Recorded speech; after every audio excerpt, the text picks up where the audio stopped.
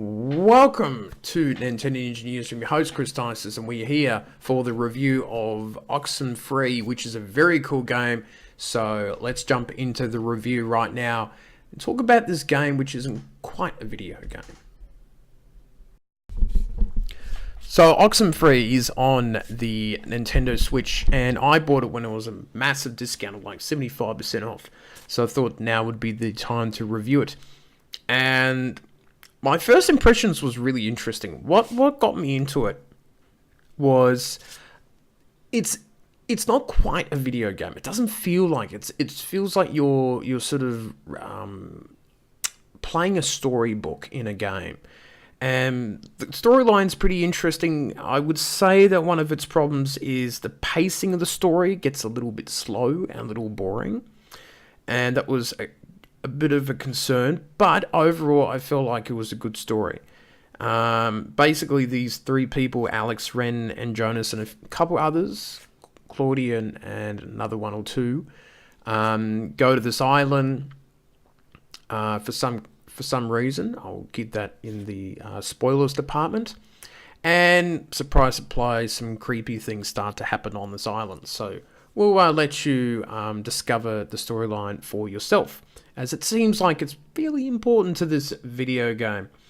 Now, I felt like the atmosphere, the environment of this island was very interesting, and just during the light sort of point and click stuff that you can do with the Joy-Cons and that, turning on objects, doing a little bit of detective work as you're moving around the island and having these conversations with the other characters. And you can be given 2 or 3 choices and dialogue and things like that. And that was really cool to have these sort of casual conversations during playing this game. And why I liked it was because it felt a lot more authentic in the way that it was conveying its storyline and things like that. It wasn't.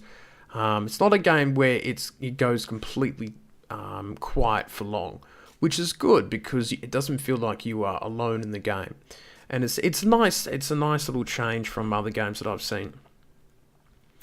The walking and the pacing of the game is not too bad at times. There's a little bit of slowness, but I would say don't expect it to be very quick or fast of this sort of area.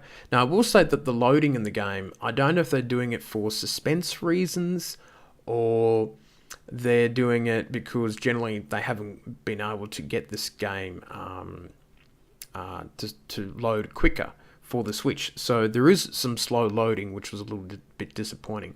I do love the art style. I think it's pretty cool. I like some of the animations and things like that. And the storyline is cool.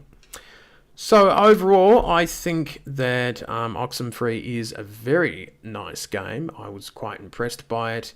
And I think it will do very well on the Switch, currently taking #1 on it. And yeah, I enjoyed this type of video game.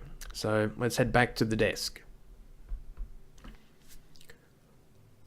Oxenfree gets a score of 8.5 for me. I'm just going to say at the score, or in general.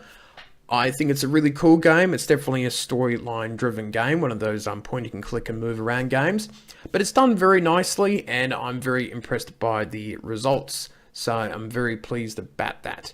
So do check out the game on the Nintendo Switch. It's a great little game, and I think it will do very well in your collection.